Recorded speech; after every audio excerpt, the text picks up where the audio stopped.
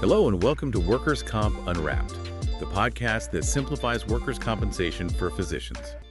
So, let's get started. Welcome to Season 3, Episode 28 of Workers' Comp Unwrapped. I'm your host, Anique, and with me is our guest, Angela, who has 15 years of experience in the industry. Great to be here. Today, we are talking about high frictional costs in workers' comp. Basically, what's wasting all the time and money. We're going to identify the biggest inefficiencies and see how smart providers are, well, getting smarter. It's a huge topic, and honestly, it's one that's mostly invisible to a lot of practices. That's what I want to dig into, this idea of frictional costs. We're jumping right into this operational nightmare that, it quietly drains resources everywhere in healthcare.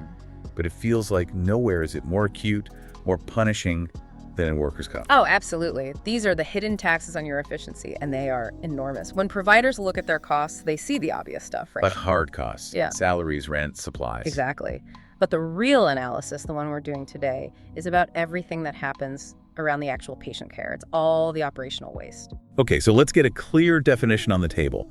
Frictional costs are? It's everything that happens around care instead of delivering it. Think about the follow-ups, the rework, because something wasn't right the first time. The endless phone calls. Endless. Trying to find basic information, managing denials, and just the agonizing delays that are baked into the whole WC billing system. And it gets amplified here, doesn't it? I mean, in regular health insurance, you've got the patient and the payer. Pretty simple. Right. But in workers' comp, it's this whole ecosystem. You've got the employee, employer, adjuster, maybe a case manager, a TPA. Utilization reviewers, all layered on top of state-specific rules. That complexity is the multiplier. Every single one of those interaction points is an opportunity for friction. So a tiny mistake at step one. It just cascades. Right. It becomes a huge compounding operational problem by step 5. And suddenly, your staff isn't focused on care. They're spending hours, literally hours every day, just fixing process failures. That sets the stage perfectly. Okay, let's unpack this. Our mission here is to pinpoint where those grains are and, more importantly, figure out what the smart providers are doing to just get rid of this friction. To start, let's just nail down that core concept. We're talking about friction, or what I often call administrative drag. Administrative drag. I like that. It paints a picture, it's like you're trying to run this efficient engine, but you're dragging a heavy, rusty anchor chain behind you. That is a perfect analogy. You're just burning 3 times the fuel to stay in the same place. That's spot on. That drag is all the non-value-added steps. It's staff time that doesn't improve the patient's outcome, and it definitely doesn't increase the revenue you collect. So things like what? Give me some examples. Okay, so repeated eligibility checks, or resubmitting RFAs requests for authorization because one little document was missing. Or fixing notes days after the patient has already left. Yes, or correcting bills that were easily fixable right at the start. It's death by 1,000 paper cuts. So the big insight here isn't one huge catastrophic failure. It's the constant drip, drip, drip of dozens of these small daily issues. Absolutely. And that's why providers consistently underestimate how big the problem really is. They track the big denial, the $5,000 service that got rejected. Right. But they almost never track the total time spent fixing 50 different $100 issues. If you actually calculated the minutes wasted on just chasing signatures or minor paperwork, the cost would be staggering. But I have to ask, isn't some of that just necessary? Due diligence. An adjuster has to make sure a claim is legitimate. That is a really important question, and the answer is no. Necessary scrutiny is utilization review. It's bill review. That's built in. Okay. Frictional costs is the waste that happens when the provider fails to supply the right information correctly and completely the first time. The problem isn't the reviewer. It's the process failure that forces the reviewer to send it back. So it's self-inflicted. It's almost entirely self-inflicted waste. Okay, if it's self-inflicted, let's talk about where it starts. Where's the genesis of this drag? The sources we looked at point really heavily to the front end. Intake. Yes. The primary place friction takes root is during eligibility and claim verification. It sounds so basic, maybe even boring. But it's fundamental. It is.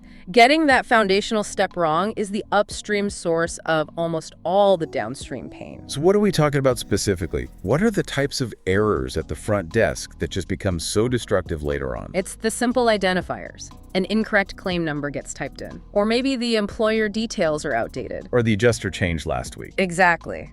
But your system still has the old contact info. That data is the foundation for the whole claim. And if that foundation is shaky, the whole building just starts to wobble. And the second that data is shaky, the problem isn't contained in intake, is it? It just leaks out everywhere. It cascades so fast. I mean, imagine you submit an RFA with the wrong adjuster's name. It goes to the wrong desk or it just stalls. That directly delays authorization. So now you're either delaying care or providing it without approval. Right. Then the bill goes out weeks later and gets rejected instantly because the payer's automated system doesn't recognize the claim number. And now your highly paid staff are spending their time tracking down info that should have been locked down the second the patient walked in. It's a huge waste of high-value people. Let's put a number on that for a second. Let's say a denial from a wrong claim number takes a billing specialist making, I don't know, $30 an hour. Sure. And it takes them 45 minutes to fix it. To find the new adjuster, cross-reference the number, resubmit the bill, that's $22.50 in pure administrative waste. And if the profit margin on that service was only $50, You've just lost almost half your margin cleaning up a preventable mistake. that quantification really drives it home. Okay, let's move to the tasks where this drag is most acute. RFAs requests for authorization, they just come up constantly as a pain point. Monumental source of friction. And critically, it's not the request for treatment itself that's the problem, it's the preparation of the request. A poorly prepared RFA immediately triggers more steps, more waste. So what makes an RFA poorly prepared from a reviewer's perspective? It usually comes down to a lack of clarity or completeness. We see requests that are missing key attachments, or the rationale for the treatment is just too vague. It's a copy-paste job? Kind of. And here's the key detail. Physicians document for clinical reasons. They track patient progress. But a utilization reviewer needs documentation that proves medical necessity and causation. There's a translation gap. There's a huge translation gap. And if that gap exists, the RFA gets kicked back. And the provider is stuck in that horrible rework loop. Exactly. The reviewer has to ask for more info, which might lead to a peer-to-peer call, which means a supplemental submission from the provider, then re-reviews. I mean, we've seen a treatment get denied only to be approved 3 weeks later after 3 cycles of rework. All of which is pure operational waste. Pure waste, burning staff time, adding zero value. Documentation is another one of these areas where friction seems to hide in plain sight. We think of it as clinical, but it has these massive administrative, payment implications. Oh, absolutely. We call it the correction time sink. Yeah.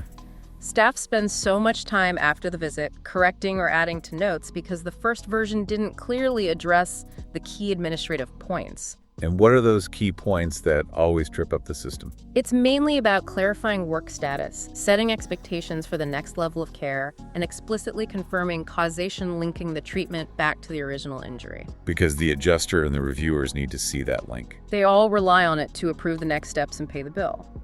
When that link is missing or it's ambiguous, providers end up chasing notes, trying to get a busy doctor to go back and amend a chart from last week. I remember reading one of our sources that tracked a single WC claim that was touched 14 different times over 90 days. Yeah. Intake, 2 RFA cycles, doc corrections, bill rejection, rebill, all to eventually get paid 99% of what they asked for in the first place. That anecdote is the perfect summary of frictional cost. The clinical outcome was fine, the bill got paid, but the cost of getting there just vaporized the profit.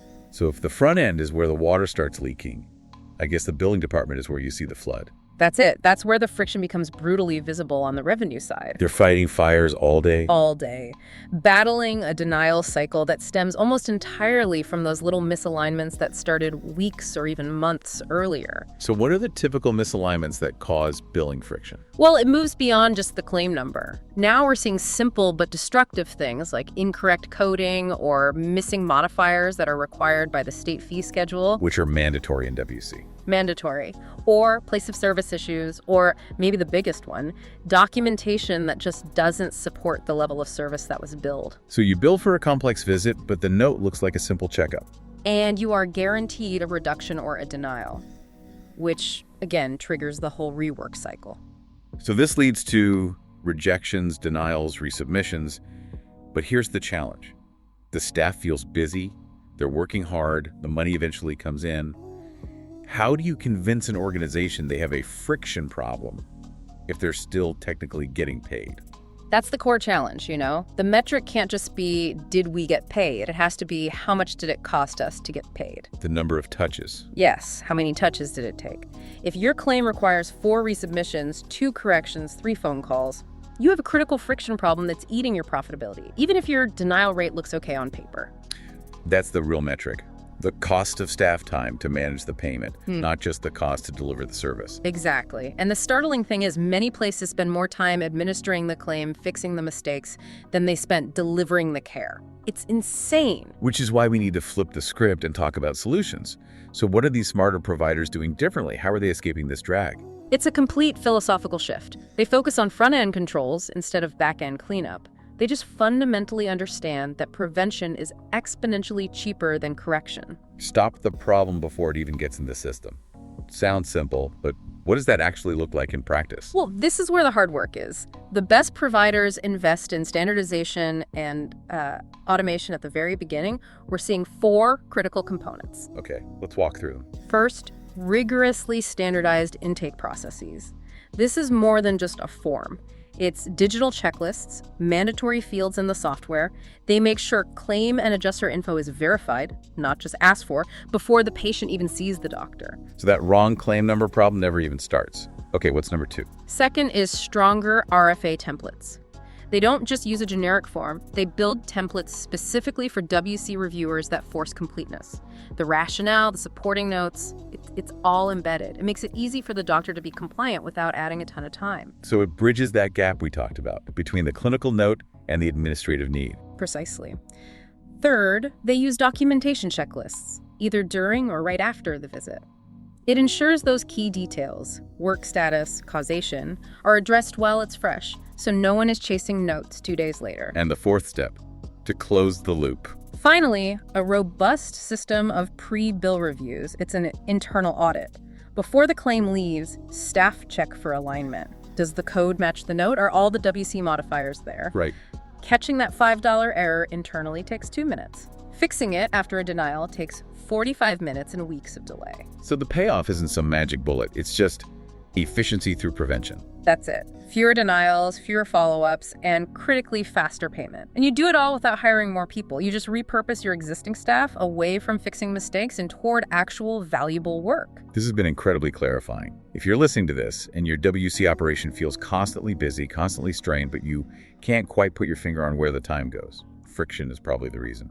And if we just zoom out for a second, the single most important takeaway is this. Busy does not mean efficient.